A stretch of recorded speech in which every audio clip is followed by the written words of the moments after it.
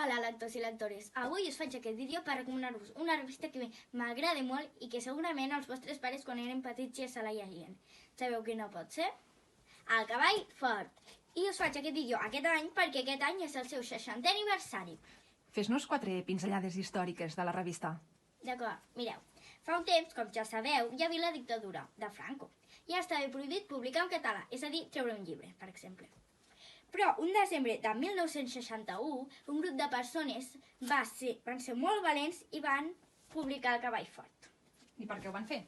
Ho van fer perquè els nens d'aquell temps aprenguessin a llegir i escriure en català. El 1990, uns anys després, El cavall fort ja tenia milers de subscriptors. I llavors van pensar que podrien treure una revista pels més petits. I van treure el Tatano. El Tatano és un cavall fort per petits, però avui no m'estaré parlant d'aquest, sinó del cavall fort. Ara us explicaré una mica de les seccions que té. Mira, aquí sota de l'índex hi ha un petit còmic. Hi ha articles de divulgació. N'hi ha 2 normalment per cada cavall fort.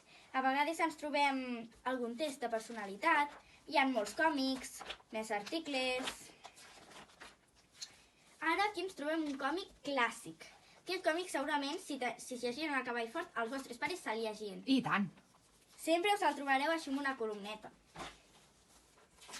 Com us he dit abans, moltíssims còmics. Aquí ens trobem un espai on els lectors i lectores envien fotos de les manualitats o coses que han fet aquí al cavall fort. També trobem molts contes. Els del Tatano són audiocontes, però aquí els del cavall fort ja no. Un lloc on recomanem llibres, entreteniments, més còmics. I aquí al final ens trobem el concurs. Al concurs hi ha un repte, l'has de solucionar, fer una foto, enviar-la a la web del cavall fort i entres en un sorteig. I aquí al final ens trobem un còmic de Pesquis i Bàliga. Ara que ja he acabat, a disfrutar de la lectura. Adeu! Un segon. Si teniu un llibre que us agradi molt i us agradaria que recomanés, deixeu-me un comentari. Adeu! Bona lectura!